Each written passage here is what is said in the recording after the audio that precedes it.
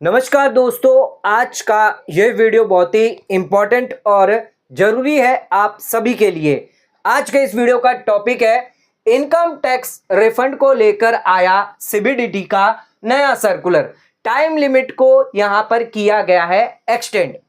दोस्तों, कई लोगों के इनकम टैक्स रिफंड जो है वो अटके हुए हैं, आईटीआर प्रोसेस नहीं हुई है। जिन लोगों ने 31 मार्च 2024 तक अपनी आईटीआर फाइल करी है, यानी पिछले सालों की जो आईटीआर आपने फाइल करी है, उनमें कई सारी आईटीआर ऐसे हैं, कई सारे टैक्स पेयर ऐसे हैं जिनका रिफंड अभी तक नहीं आया है, या कह लीजिए कि जिनकी आईटीआर ही प्रोसेस नहीं हुई है डिपार्टमेंट की टेक्निकल रीजन की वजह से, जिस वजह से अब सरकार ने यह सर्कुलर लेकर आई है और इस सर्कुलर के तहत उन सभी का रिफंड जो है वो अब आने वाला है। तो टाइम लिमिट यहां पर एक्सटेंड करी गई है। क्या है पूरा सर्कुलर, जानेंगे आज के इस वीडियो में। इस सर्कुलर से कैसे आपको फायदा मिलने वाला है, तो अगर अभी तक आपका रिफंड नहीं आया है, आईटीआर प्रोसेस नहीं हुई है, तो यह सर्कुलर आपके लिए बहुत ही इंपॉर्टेंट है। तो वीडियो को स्टार्ट करते हैं बिना किसी देरी पे। चैनल पे नए तो सब्सक्राइब करें और बेल आइकन पर नोटिफिकेशन पे क्लिक करें ताकि आपको आने वाले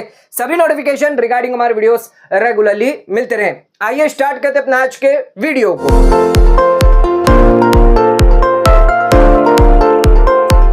तो दोस्तों, आइए स्टार्ट करते हैं अपना आज के वीडियो को और बात करते हैं सीबीडीटी का नया सर्कुलर जारी किया गया है।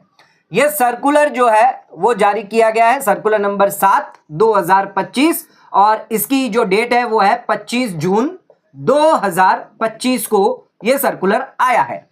अब इस सर्कुलर में क्या कहा गया है, क्या यहां पर रिलैक्सेशन दिया गया है, आइए समझते हैं। दोस्तों, कई बार ऐसा होता है, हमारी आईटीआर जो है, मान लीजिए ड्यू डेट पर आप फाइल नहीं कर पाते, ड्यू डेट जो है आपकी एक्सपायर हो जाती है। तो इस केस में हो सकता है किसी कारणवश आपने आईटीआर जो है वो समय पे नहीं भरी, ड्यू डेट जा चुकी है। तो इस केस में दो तरीके होते हैं। यहां पर पहला तरीका होता है, अगर ये बिलेटेड रिटर्न भी आप समझ लीजिए उसकी भी ड्यू डेट जा चुकी है, तो पहला तरीका होता है यहां पर अपडेटेड रिटर्न का। तो अपडेटेड रिटर्न आप 139(8)(a) के अंदर फाइल करते हैं। अब इस अपडेटेड रिटर्न में भी कुछ यहां पर रिस्ट्रिक्शन है, जैसे आपको रिफंड नहीं मिलता, आपको यहां पर लेट फीस सरकार लगा देती है, एडिशनल टैक्स आपको देना पड़ता है। इसके अलावा एक और तरीका है जहां पर आप अपनी आईटीआर जो है वो फाइल कर सकते हैं, यानी ड्यू डेट के बाद भी फाइल कर सकते हैं, जो है आपका 1192B के अंदर, यानी बात होती है कॉन्डोनेशन ऑफ डिले की। तो अगर आपका कोई जेन्युइन रीजन है, हार्डशिप है, जिसके कारण की वजह से आपने आईटीआर फाइल नहीं करी है, तो यहां पर आप एप्लीकेशन कर सकते हैं अपने टैक्स ऑफिसर को कॉन्डोनेशन ऑफ डिले के लिए, जिसके तहत आप रिफंड क्लेम कर सकते हैं। और इसमें कई बार 6 साल का समय पीरियड दिया जाता है, जहां पर आप अपनी आईटीआर फाइल करके अपना रिफंड जो भी आपका पेंडिंग पड़ा हुआ है वो आप क्लेम कर सकते हैं। तो कॉन्डोनेशन ऑफ डिले जो है वो यहां पर आप रिटर्न जो है वो फाइल कर सकते हैं। अब इसमें इस सर्कुलर के अंदर क्या हुआ है, जिन लोगों ने रिटर्न फाइल करी है, जिन लोगों की वैलिड आईटीआर थी और रिटर्न फाइल करी थी 31/3/2024 तक, यानी इसका मतलब यह है कि यह हो गया आपका असेसमेंट ईयर 23-24, यानी मान लीजिए आपने फाइनेंशियल ईयर 22-23 की इनकम टैक्स रिटर्न भरी, या इससे पहले की भी आपने अगर इनकम टैक्स रिटर्न जो है वो 31/3/2024 तक भरी है इस कॉन्डोनेशन ऑफ डिले के तहत, तो उस केस में यहां पर जो है, अब देखिएगा,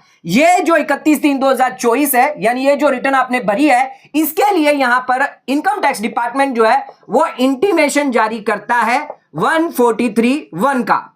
अब ये इंटीमेशन की टाइम लिमिट दी गई है। इंटीमेशन की क्या टाइम लिमिट दी गई है? 31/3/2024 तक की अगर आपने रिटर्न भरी है, तो इस असेसमेंट ईयर खत्म होने के 9 महीने के अंदर अंदर, यानी 31 दिसंबर 2024 तक आपका इंटीमेशन जो है वो आ जाना चाहिए था। लेकिन क्योंकि यहां पर डिपार्टमेंट की टेक्निकल रीजन की वजह से, टेक्निकल गड़बड़ी की वजह से, रीजन की वजह से जो इंटीमेशन है वो यहां पर नहीं आया 143(1) का, तो टाइम लिमिट यहां पर जो थी वो क्या हो गई, लैप्स हो गई।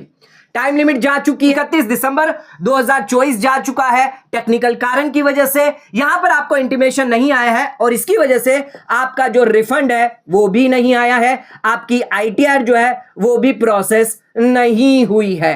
तो ये दोनों चीजों के रिफंड भी नहीं आया, आईटीआर भी प्रोसेस नहीं हुई है। पिछले सालों की यानी 31/3/2024 तक की अगर आपने कोई भी इनकम टैक्स रिटर्न फाइल करी है, कौन से केस में? कॉन्डोनेशन ऑफ डिले के केस में। तो इस केस में अब यहां पर जो सीबीडीटी का सर्कुलर आया है जिसके अंदर रिलैक्सेशन दिया गया है, अब यहां पर जो डेट है ये 31 दिसंबर थी, इसको यहां पर सरकार ने चेंज कर दिया है 31 मार्च 2026 तक।